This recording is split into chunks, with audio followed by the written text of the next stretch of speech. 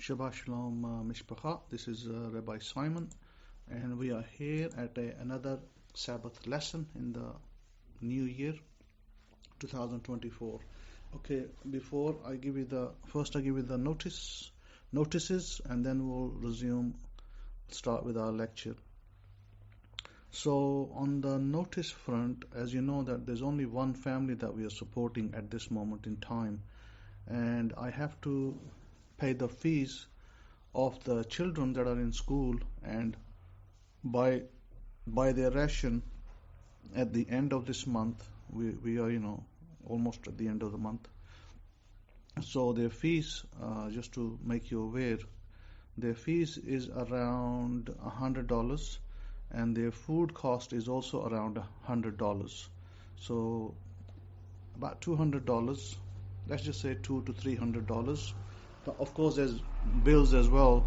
So, in essence, I would need about $300 total to cover the costs for the month of, end of January, and to allow them to continue to study and do the things they do in February. So then we'll be clear till the end of February for that.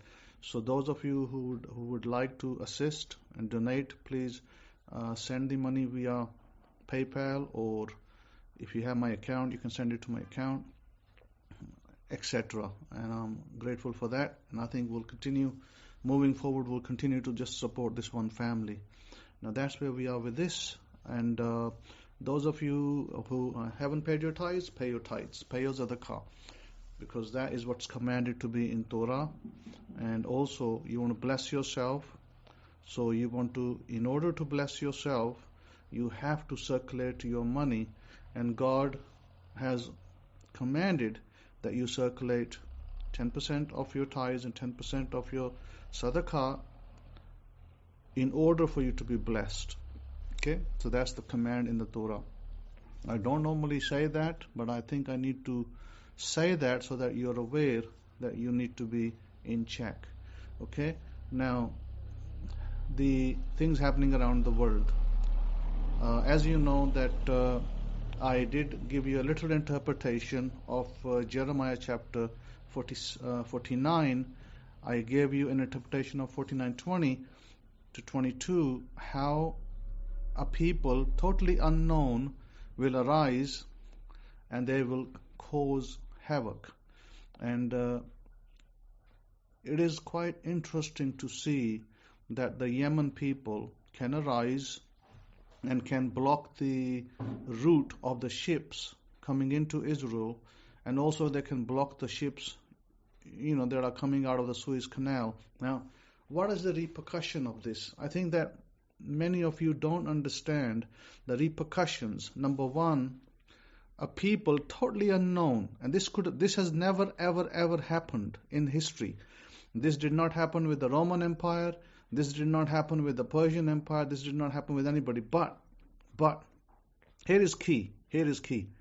The one that is supporting these people is the Persian Empire, meaning Iran, the old nation of Iran, where we had people like King Cyrus, King Darius, who were great examples of righteous kings who stood up to help Israel, kings who stood up to support the temple.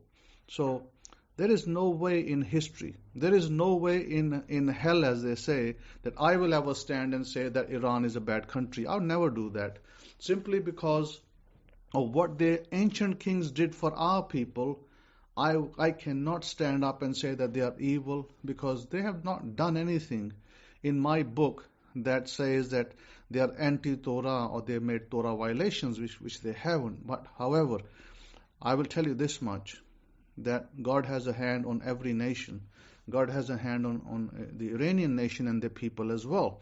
And may God bless them, and may God keep them safe, and may God bless the people with which we are living, America and United Kingdom and other nations around us. But we do not have good leaders. Let's be fair about that. I will talk as an American, I'm sorry, but we don't have very wise leaders at the moment. I don't think I need to point out and name names. You know who I'm talking about. And so similarly in the UK, you do not have good leaders either. You got Mr. The Indian man who's a prime minister, Rishi Sunak, I believe, or something to that effect, his name. And again, the decisions that are being made to support the war with Ukraine and Russia, these decisions are coming from the leaders within these big nations, America, United Kingdom, and others.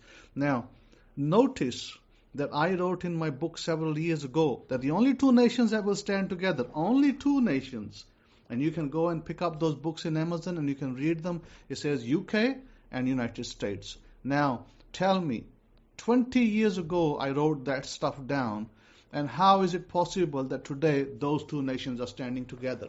Those are the only two nations that came out with their ships, with their weapons, to fight together in the Middle East. Come on. I mean, is that guessing? Is that an educated guess? No way. That is the Spirit of God being upon me to write those things, which I did. Baruch Hashem, they're right in front of my eyes now. I didn't even think that I will live to see these things, and I'm living to see it, and you are living to see it, and that's absolutely brilliant. I'm really happy that this is happening in my lifetime and your lifetimes, to see that what I wrote down is now occurring in front of our eyes. And which nation? Come on, which nation? With Iran and nations around about, exactly nations around about that I spoke about between Israel. And by the way, let me be fair. Not that just the US has got bad leaders, or the United Kingdom. Israel has corrupt leaders. Israel has even worse leaders in place. So I told you that Benjamin Netanyahu will be made an example of. He's an absolute terrible leader, corrupt as hell, and he is not a good leader for his people. Because of his decisions, because of the decisions that he made, he has caused his people to suffer and the people to be killed.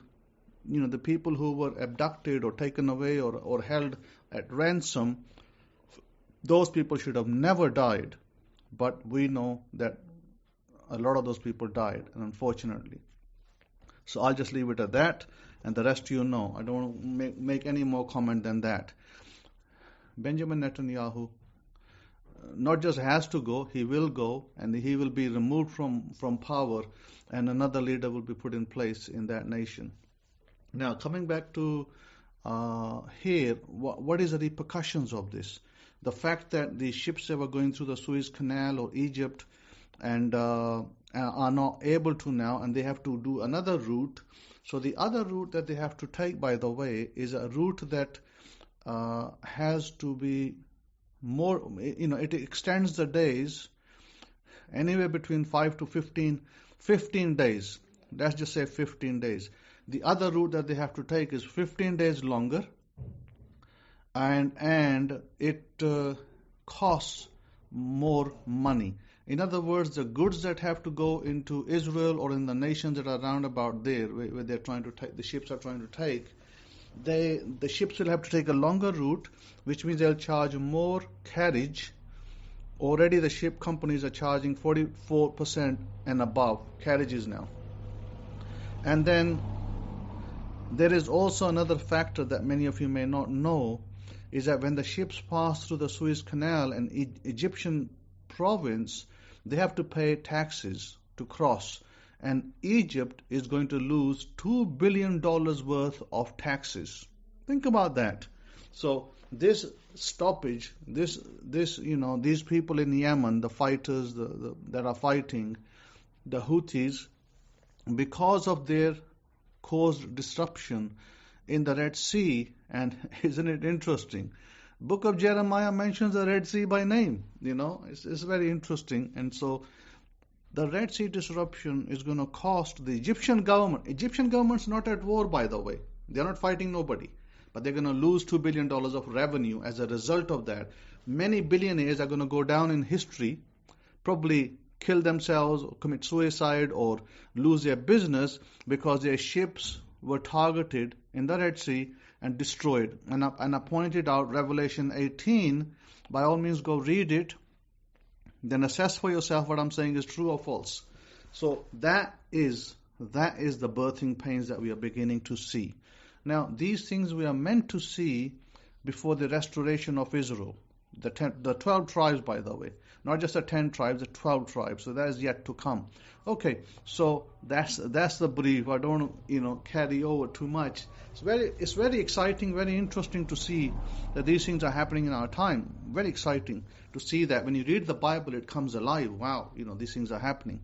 So let me come back and do a little study of Daniel the prophet. Daniel the prophet was a man who was in Iraq, known as Babylon, which was a kingdom under Nebuchadnezzar. Now, if we read chapter 2, it says, in the second year of the reign of Nebuchadnezzar, Nebuchadnezzar had a dream wherewith his ruach was troubled and he could not sleep. By the way, I'm reading from the Hidden Truths Hebraic Scrolls, which is the 7th edition, and you can get that from Amazon or Lulu Publishing. Then the king commanded to call the magicians and the astrologers and the sorcerers and the Kasdim to show the king his dreams. So they came and stood before the king. And the king said to them, I've had a dream, and my ruach, my spirit, was troubled to know the dream. Then spoke the Kasdim to the king in Aramaic. Remember, Iraq as a nation, Babylon as a nation, spoke the ancient language of Aramaic, similar to Hebrew, but different, slightly different in some words. And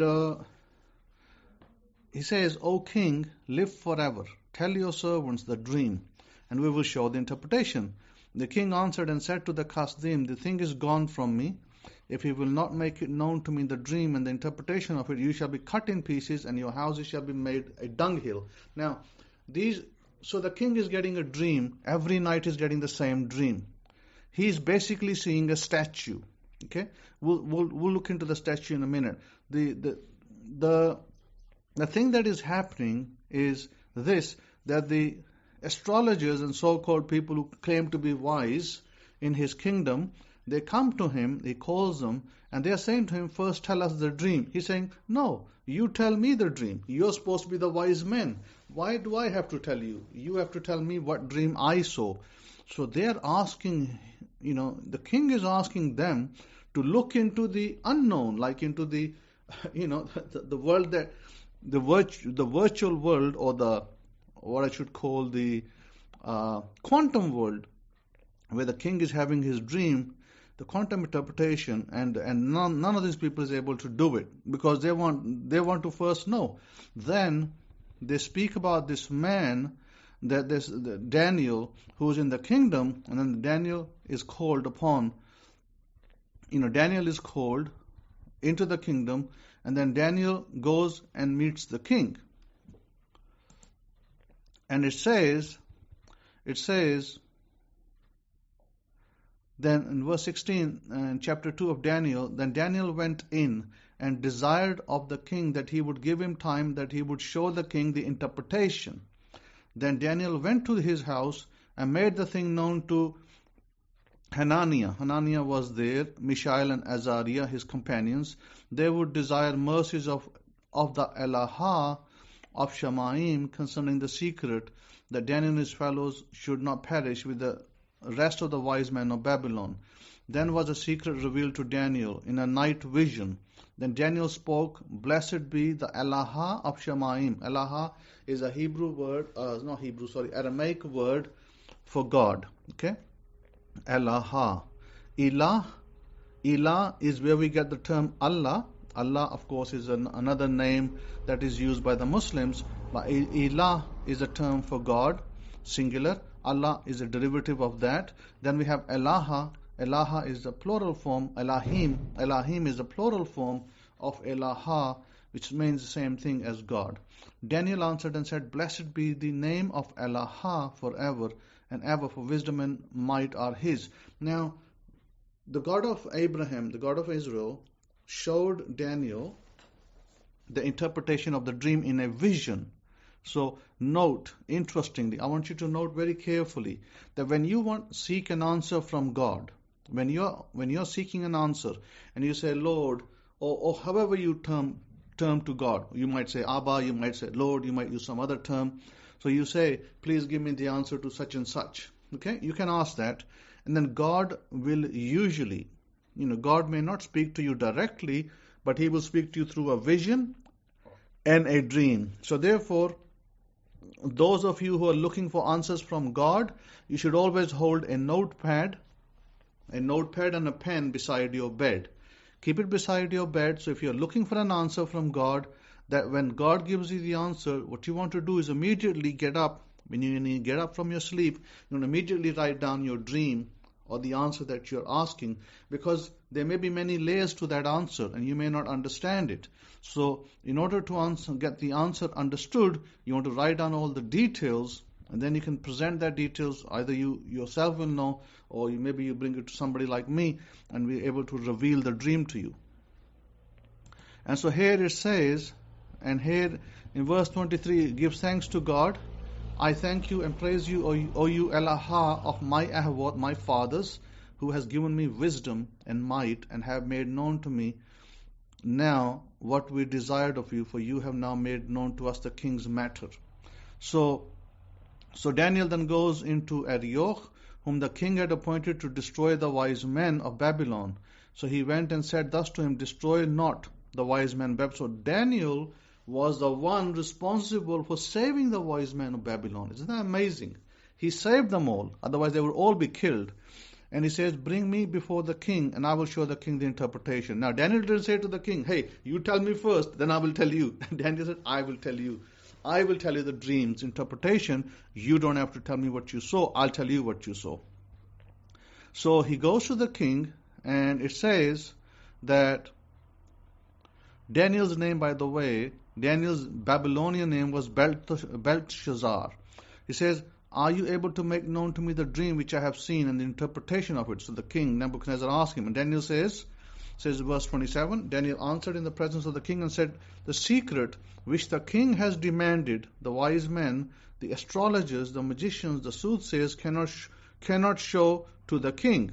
But there is Elah, there is a God in the Shemaim, in the heavens, that reveals secrets and makes known to the king Nebuchadnezzar what should be in the latter days.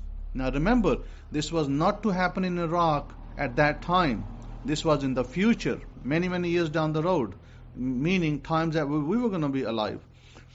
And it shall be latter days, your dream and the vision of your head upon your bed are these. Then he goes to spell it out. As for you, O king, your thoughts came into your mind upon your bed. What should come to pass hereafter? So the king had a question. The king's question was, what's going to happen afterwards? What's going to happen with me? What's going to happen after? And he goes that God showed you. Because the king asked a question and God gave him the answer. And he says the secret, he says, you saw a great statue, and the image whose brightness was excellent stood before you, and the form of it was terrible.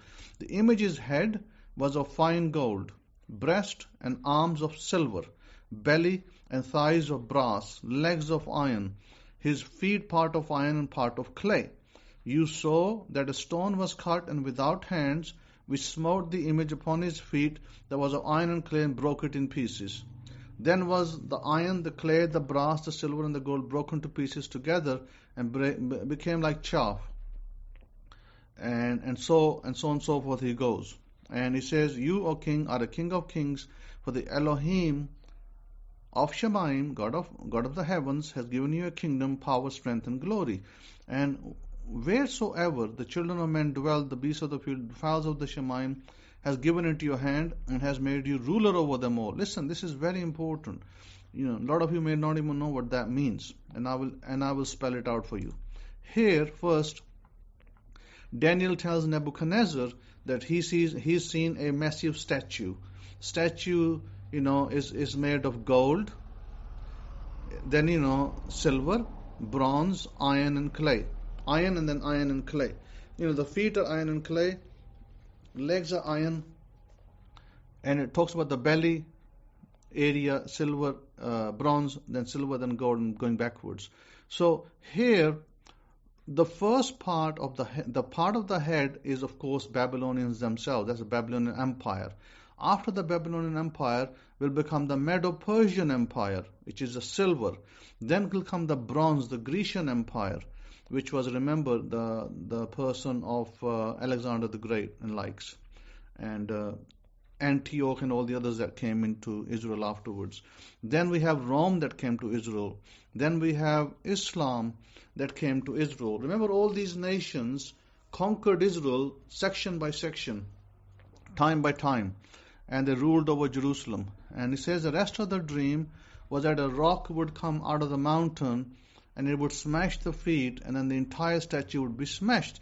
Now this little rock that many Christians believe is the Messiah. Okay, they say this is Jesus, and so on and so forth.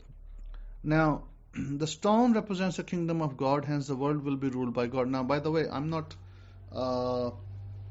I personally do not hold to that belief that it is Jesus, the little stone. However, this is a parable, like this is a dream, and within the dream there is parable, there is interpretation that has to be made. Well, what is the stone? The stone is technically God. Okay, stone is God technically. Now you can say whoever is God according to your I guess a religious belief. So Daniel, since he was chief, and God shows Daniel the interpretation by vision, meaning that whenever you want an answer from God, you ask God and God will give it to you through a vision or a dream. That's how God speaks to people, mostly. Okay. And here what we notice is that Nebuchadnezzar is amazed. Wow, his God can show him a dream that I had and give him the interpretation. Amazing. So of course, he's going to really revere Daniel, and he wanted to lay sacrifices and offerings to Daniel because he's comparing Daniel to a god. He's saying, you're God because you have seen what I see. So question is, why was Nebuchadnezzar, or why was Babylon described as, the head was described of gold?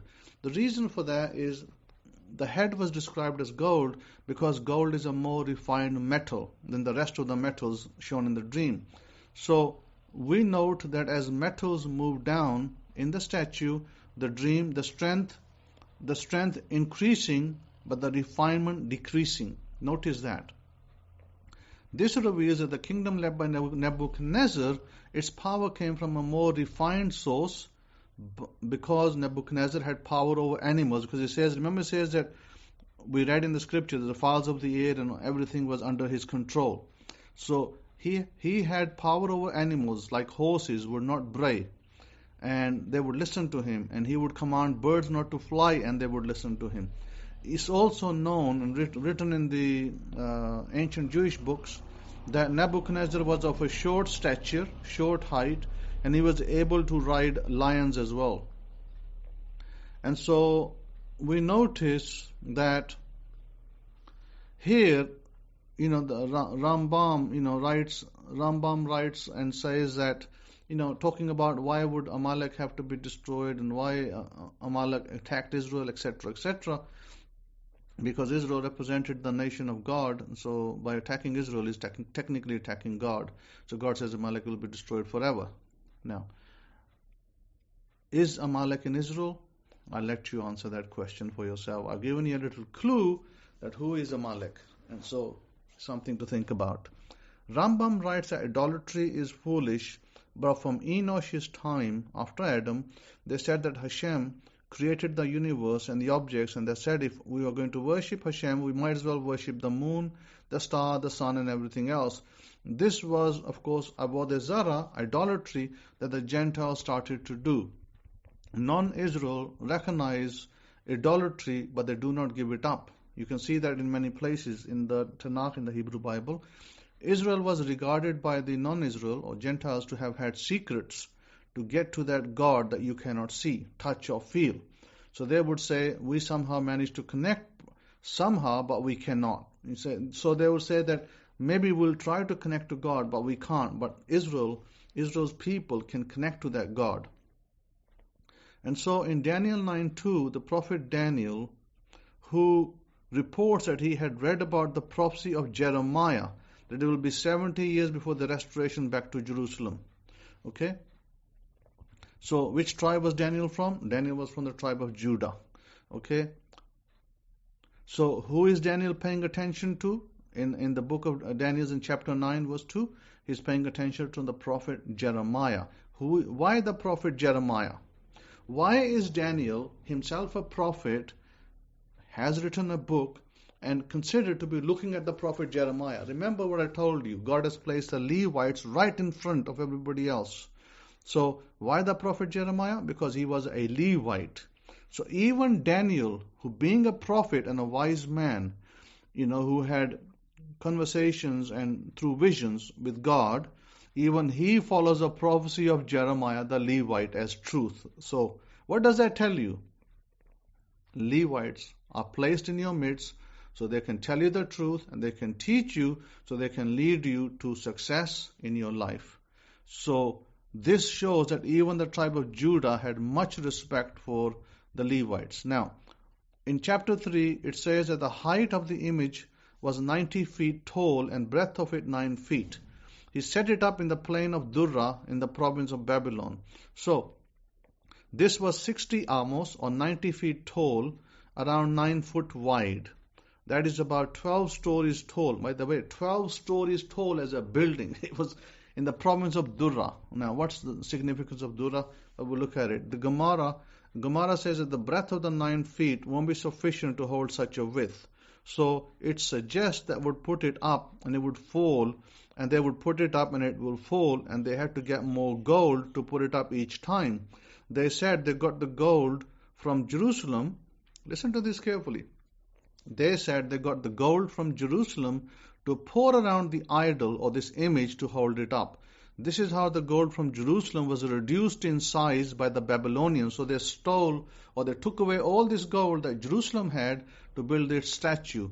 And why did Nebuchadnezzar do this when he just proclaimed Daniel's God is above all? This is because what Nebuchadnezzar was doing was saying that the statue is not going to be gold, silver, copper, and metal. He was trying to undermine the dream. So remember, now Nebuchadnezzar makes a statue of gold. He now makes one after this dream. And he thought if he can do that, then he can cause the dream to change. So he wanted to change the dream. He built another statue totally of pure gold. He didn't want any other metals in there. So the dimension that he uses are the same dimensions as in the dream. So he was getting everyone else to agree and trying to defy the dream's interpretation in some kind of a physical way.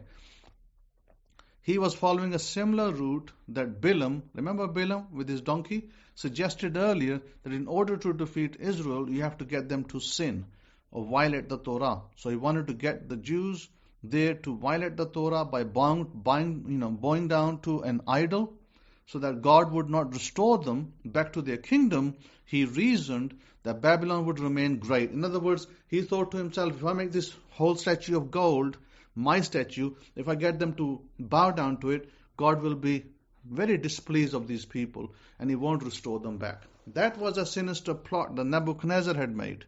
So Nebuchadnezzar, the sovereign, the king, sent together the princes, the governors, the commanders, the judges, the treasurers, the counselors, magistrates, everybody. Lardy-dardy, the whole lot. So, and it's interesting that all these different people, the princes, the governors, the commanders, the judges, the treasurers, the counselors, the magistrates, and the rulers of the province were gathered together into the dedication of the image that Nebuchadnezzar had made up. Here the word Medinat, Lechanucha is used. What does Chanucha mean? To dedicate or to initiate.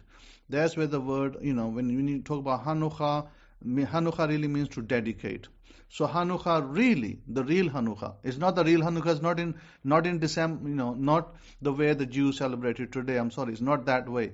The real Hanukkah was a menorah candle, a seven-part candle made of gold that was in the temple that was used to dedicate Hanukkah, Lechanucha, to dedicate the temple, Lechanuchat, the house, Lechanucha Habeith Hashem, to dedicate the temple to God. Okay, That was a real Hanukkah that we don't celebrate today, by the way. Most of us don't even know what that means. But most of the people who celebrate Hanukkah, they just treat it like a game. Give gifts every day. And none of that is important. What's important is that the real dedication to the temple happened by the Maccabees brothers. Note, they were also Levite. Note very carefully. So it says that he wanted to dedicate his statue, and then he heralded. The cry came that go gather everybody. Use the horn, the flute, the lyre, the zither, all these different instruments, and then everyone to bow down to this, pay homage to this image, to the king amidst of the burning fiery furnace. And those not bowing down will be thrown into the pit. So there was a fire that was burned in the pit, huge pit, and anybody that refused to bow would be thrown in there. So at that time, all the people, they heard the sound of the horn, the flute, and various instruments, and they were supposed to bow down. Okay? He wanted a massive crowd bowing to him and not a one-by-one bowing. He wanted everybody to bow together. So what was the importance of that province I spoke about, Durra?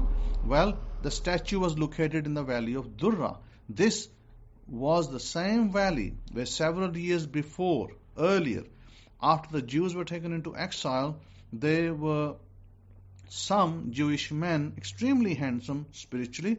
Their skin glowed. They married women in Babylon. Not the married women. Their skin glowed, and the married women in Babylon, there were some married women in Babylon. They could not keep their eyes off these men, and they told their husbands that how handsome these men were. So Nebuchadnezzar had those men executed in this valley of Durra. The women still could not stop looking at them. And then Nebuchadnezzar had their bodies trampled and destroyed of these men that he had killed. So the valley of Durra was the same place that God told Ezekiel to raise the dead. Remember, in chapter 37 of Ezekiel, God says that the dead will be raised. Guess which dead were raised? Christianity thinks that, those dead are going to be in the future. No, nothing to do with the future, by the way. Maybe that could be one part of the interpretation. But the dead that were raised were those Jewish men who had this glowing skin. They who were killed, murdered brutally in Babylon, they were raised in the valley of Durra through Ezekiel the prophet. Yes, he raised the dead. Amazing, isn't it? He raises the dead. He resurrected the dead bones of people that died there at the same time. The handsome men, accordingly, the handsome men were resurrected by a Kohen, by a Levite priest. They went on to marry. According to the Midrash, they went on to marry and live in Israel until the end of their lives. This was the place of the Tower of Babel as well. So, the Kazim that came near and accused the Jews, it says, who were they? They committed Lashon Hara, or they committed against the Jews, and they spoke to the king and said, O sovereign, live forever. You, O sovereign, have made a decree that every man that shall hear the sound of the horn, flute, lyre must, of course, bow down to you, in summary. And but they came and they said, there's 3 men in the province that refused to bow down. So they gave the name of the 3 men, Shadrach, Meshach, and Abednego. And they say that, O sovereign, have not regarded you, they serve not your Ilaha or Elahi. It says Elahi, which is a plural, powers, no bow to the golden image which you have set up. Lashon Hara is not necessarily just a falsehood. Lashon Hara is something that is true, but you go around telling everybody, and so sometimes, many times it becomes a violation of Torah. It says they won't serve you, God, and the implication is that the statue is not God. So Nebuchadnezzar was really angry. He told them to bring Shadrach, Meshach, and Abednego, and they brought them. And question is, where is Daniel at this? And where is Daniel at this point? And where is Ezekiel? Well, guess what? Daniel and Ezekiel were both alive. Okay, they were both alive. Daniel was, of course, slightly older, but Ezekiel was a young man when he was alive here. And so these 3 men, before they're taken to the king, they actually go to Ezekiel the prophet. And they ask him, they say, what shall we do? Because he is a Levite in the gate. He was a Levite at that time in the gate. God will always place a Levite in the gate for you so that you can go to him. Always, there will be. Doesn't matter what time, like today, you have a Levite in the gate. Maybe, after me there'll be somebody else who will be a Levite in the gate. So God will always have a Levite in the gate, whether it's my children, children's children, or whoever. So my question is, there's a Levite in the gate, and that's Daniel. These three princes, they go to Daniel, the three Jewish men. They say, what shall we do? And Daniel asks God. Daniel prays to God and asks God, what should they do? And God is silent. God does not answer. God does not answer Ezekiel. Sorry, Ezekiel asks God. God does not answer Ezekiel. So Ezekiel starts to cry. Tears come down his eyes. These three men are going to, they're going to go and they're going to be killed. But God is not answering me. But anyway, so these three men ask, and they say to Ezekiel the prophet, well, what did God answer? And he tells them that I did not get an answer. I'm sorry, I did not get an answer. So God was here testing whether Shadrach, Meshach, and Abednego would still go and uphold his name, or they would, chicken out and bow to the statue. Ezekiel basically tells them, listen, bowing to the statue is not idolatry for you, because you have a God that you worship. So it's not an idolatry for you. Now it's up to you if you want to do this in public or not, because God has not answered me. So they go and they say, we refuse to bow, because if we bow in front of the public, if there was no public there and they said to bow, we would probably do it, no problem. But because there's thousands and thousands of men there, we're not going to do it, because it's going to desecrate the name of our God. So they refuse to do it. And so what happens is that they go, and of course Nebuchadnezzar, they don't bow. Nebuchadnezzar asks them, they says, no, we're not going to bow to your image. We don't see you as God. You're not our God. We have a God that we serve. No way. So Nebuchadnezzar is raged. He says, throw them in the first he gets the fire raised up, and his own men die in the fire. Then he pushes them, they push him in the fire, and yet nothing happens to them. So he says, and when they are brought, he asks them, is it true that you do not want to worship me? And they say, yeah, it is true. We will not worship you. So remember, I explained the whole story of why God did not want to answer Ezekiel, because he wanted to test the faith of the three men. Because God knew that, hey, if I tell these men that you're going to be saved, then, where is the faith in that? Where is the faith in that? They'll be automatically, no, we're going to be saved. And they're not going to worry about it so much. God wanted them to go by faith, meaning what? We'll come back to this in a few minutes. Let's just finish with the story. So here what happens, in this story, they are thrown into the fire, and God sends the angel Gabriel. Now a lot of people see Jesus in there, by the way. Christianity sees Jesus everywhere, so don't worry about it. They see him in the Torah, they see him everywhere. But it wasn't Jesus, it was the angel Gabriel. Gabriel goes into the fire, because this angel is made of ice. Okay? Fire can't touch him, can't harm him, can't do nothing to him. He won't melt with the fire either. So he's so cool. So what happens is he goes in, he pulls these people out, and Nebuchadnezzar sees this fourth man in there. He says, who is this fourth man in there? And Christianity will tell you it's Jesus, but no, Nebuchadnezzar didn't see Jesus there either. He saw some man in there, and then these three come out alive. So, question here, Nebuchadnezzar is amazed that these three lads who are bound, they are saved, and they are alive. Their clothes are not even burned. So when Ezekiel the prophet asked God, he thought that after they go, God tells Ezekiel, when the people are gone, Ezekiel asked God again. He says, why didn't you tell me? And then God, the reason then the God gives him is because he wanted the three men to do the act with confidence and trust in God, so their act will be great. So when the men went to die, they knew they will not be rescued, so they did not want to do it in order to be rescued. In other words, they were not doing it for because there's a carrot hanging there, like, oh, I'm going to, grab the carrot and then I'm okay.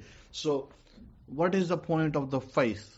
The point of the faith is when I tell you that you want to desire, if you desire something in life and you want it so bad, but what is stopping you from having it? Only one thing, your faith. Your faith is got to be strong like a rock.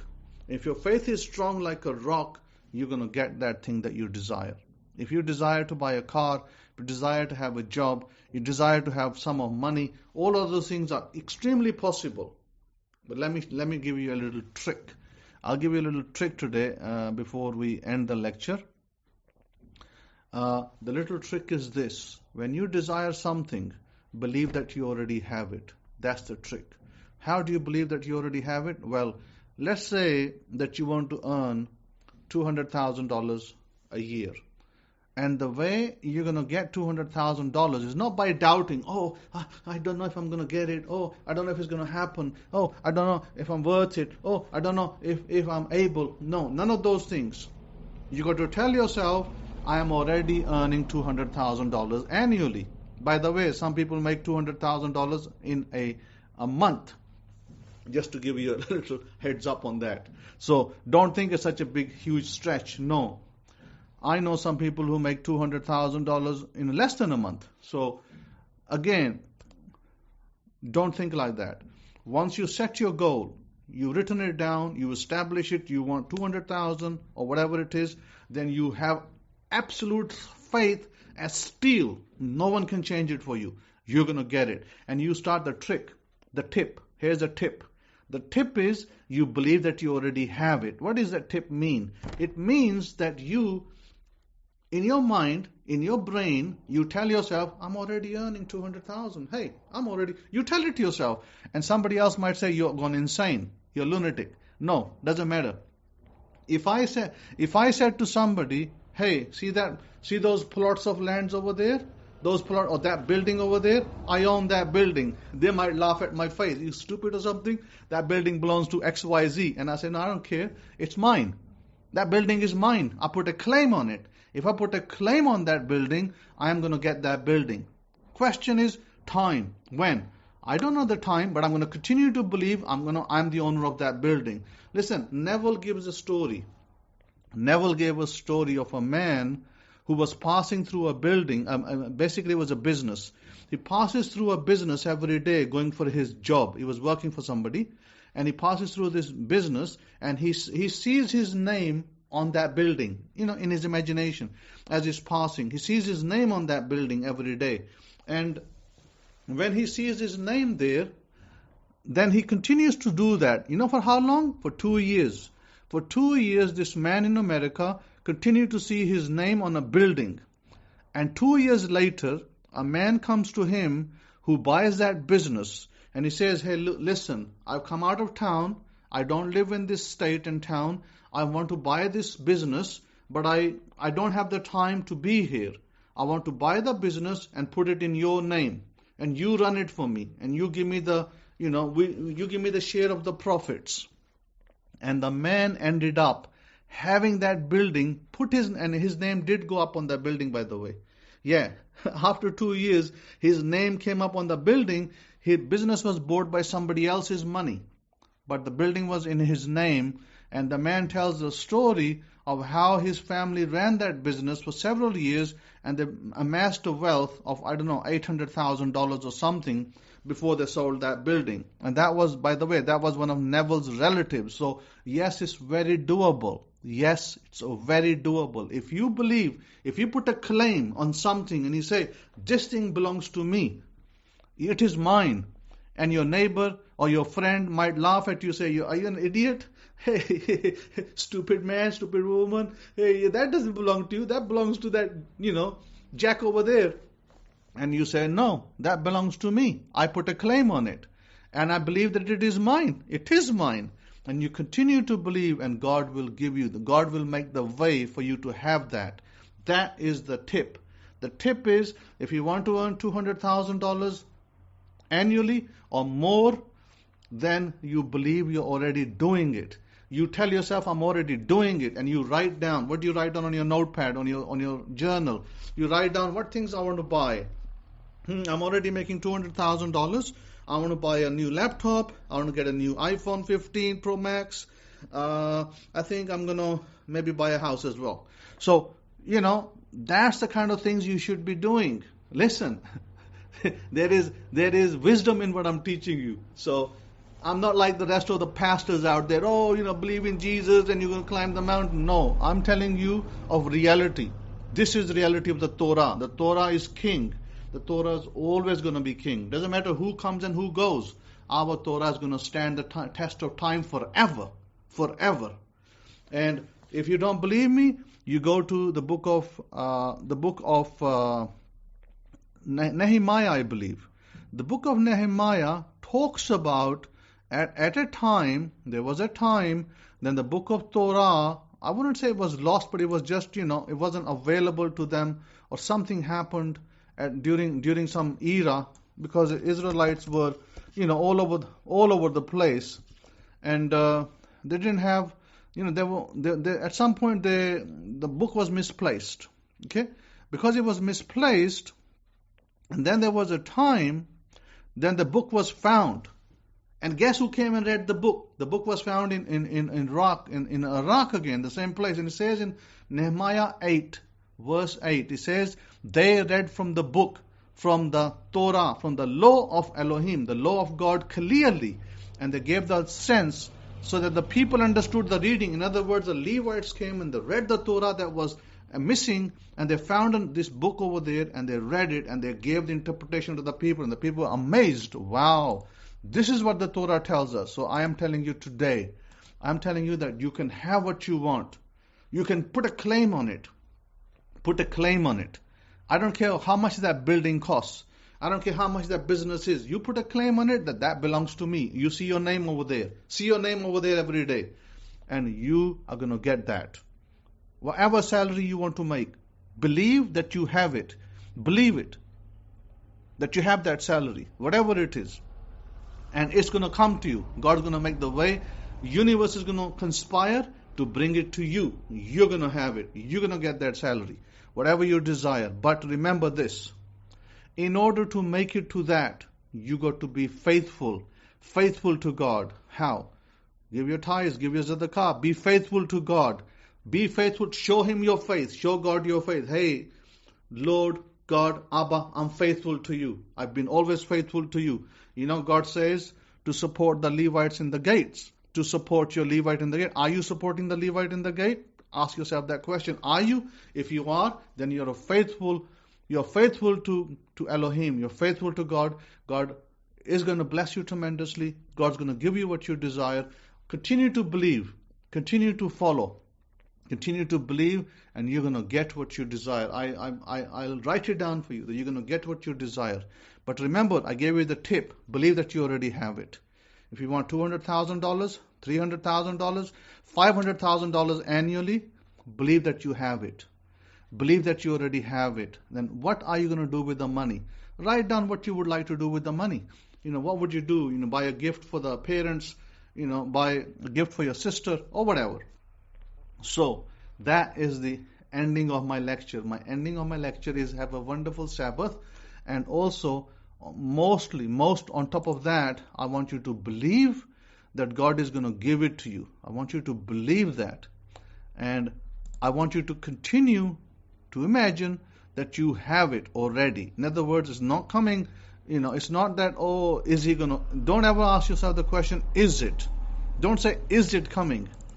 Believe that you have it already. When you believe that you have it already, God will make, the heavens and earth will work for you to give you that. Claim it. Wherever you go, claim it. Let me give you a simple example. A simple example that this is true. I came to the East, and I was with my wife, and I came to this place where I didn't have a house first, okay? It was empty ground. It was empty land. And I picked up the land, I picked up the dust from the ground, and I said to my wife, let me show you magic. She said, okay, show me the magic. I picked up the earth from the ground. It was in the late in the day, and I threw it in the air, and I said, here, this ground, this is where we're going to have our house. This is where I'm going to establish my house. And she was like, is this some kind of magic? And I said, yes, it's magic, and it's going to happen. So I believed that God's going to build my house over here, and I'm going to have my car parked here, my house here, and me and my wife going to live here. I had that in my mind. I established it. I claimed the land. And even though my wife, she didn't really have she thought I'm just joking, playing around. I wasn't joking. I was very serious. And what happened? I didn't have the money at the time either to build the house or even buy the land. I didn't have the money to buy the land. And one day my friend comes to me and says, hey, you need to put down the deposit for that land you want to buy, because if you don't, the prices are going to go higher. So I phoned my brother in England. I phoned my brother and said, hey, send me, I think it was $2,000. I said, send me $2,000 as a loan. I need to put a token down to buy this purchase plot of land. So my brother sent me the money. 3 days later, I give this money to my friend. I said, put this land, buy this land for me as a token. Put the token down, the money, and the rest will come later. So we do that. He puts down the token, and then down the road, what happened is that once I established, then I won't give you I won't bore you to the rest of the story, but I got the money down the road to purchase the complete land and to build the house. And today my wife and I live in that house. We live in the house. Of course I come and go from America, go to US and back and forth and so on and so forth, but we have that place. How was it made? Through faith in God, that He's already given me the land and He's already given me the money to establish it. This is why I'm asking you. That is not just a trick. It's a tip that worked for me, and it will work for you. Have absolute, utmost faith that God will support you. Listen, when a poor man come to me, when a poor woman come to me, a poor girl, or somebody who's suffering come to me, I don't say to them, sorry, I don't have nothing for you. I will pray for you. I don't do this pastor business of, sorry, okay, I'll pray for you. I don't do that bullshit. I simply say to them, okay, let me see what I can do for you. And I put my hand in my pocket and I dig deep and I do whatever I can for them. This is why I said to you that we need to support this one family. That we've taken this charge and we're going to support them. We're going to, it's only $300 that we support them with. It's not a huge amount of money. It's not like I'm asking you for $300,000. So let's meet this amount. Let's keep supporting. So God sees our faith. God looks at our faith, our actions. What are our actions? Well, when a poor person came to us, we didn't say, sorry, we don't have no place for you. We don't have no room for you. We are too busy with ourselves. No, we didn't do that. We listened. We paid attention. And we said, perhaps, maybe, God has sent this person to us as a test, as a trial. And if we fail this trial, shame on us that we claim to be in the Torah, yet we can't help them. So we don't do that. I'm sorry, we don't do that. There was an old woman, elderly woman, that once found the office in Texas. She once found the office in Texas, and she said, at the time, it was Rabbi Kifa there, and she said to Rabbi Kifa that she has been supporting this church, I don't know, for 50 years of her life or whatever. And one day in her life, she was retired at that. Obviously, she must have started when she was young and go through her whole life to support these people. And one day she had a bill that turned up at her door, and she went to the pastor, and the pastor couldn't help her. 50 years of supporting the pastor, and the pastor said to her, I'm sorry, I don't have the money to support you. I don't know if he prayed for her or not, but she found in Texas, and she said to the rabbi there, she said, I've been supporting this church for 50 years, and when I needed them, they didn't help me. So, let me tell you what we did. There was a student I had in. There was a student in what you call it. I think it was in the Carolinas, South Carolina or somewhere. And he found me one day out of the blue, and he said to me, Rabbi Cohen, I'm really desperate. I have a bill to pay, rent to pay, and I don't have the money. And I said, how much do you need? And he said, I needed, X, Y, Z. So what I did, I said, okay, let's see what we can do. So I found two of my rabbis, and I said, hey, listen, I think it was 3,000 in total. I said, you give 1,000, you give 1,000, and we're going to make up the 3. We made up the money to pay for this person's, outstanding rent or whatever it was. And then he said he will repay it back in 6 weeks. I mean, he did repay it back. So my point is, we don't do that anymore, by the way, because when we gave money to people after that, none of them paid us back. There were some women who came for help in Michigan. They never returned the money. They took the money, they never returned it. People are so unrighteous that they take the money from you and then they don't repay back. As a loan, then they don't pay back. So we stopped that policy. We said, sorry, we're not going to do this anymore. However, as far as giving to people, giving like, if some poor person came to me and said to me, I haven't eaten, I've been hungry all day. And it happened. I was at a store over here. I was at a store buying some vegetables, and this woman come to me. And she said to me, can you please buy me the food to cook today? And she was asking for the food to cook today. And I said to the man, the grocery man, I said, hey, listen, can you please give the woman what she wants and I'll pay for it? And I paid for her grocery to buy, to pay for. And this is an act of kindness. This is why I teach you that learn to do the act of kindness. Pay your tithes, pay your zadaqah, and learn to do the act of kindness. If you want to profit in life, if you want to be blessed, if you want to have long life, health, wealth, all of these things that God is going to bestow upon us and has bestowed upon us, do the right thing.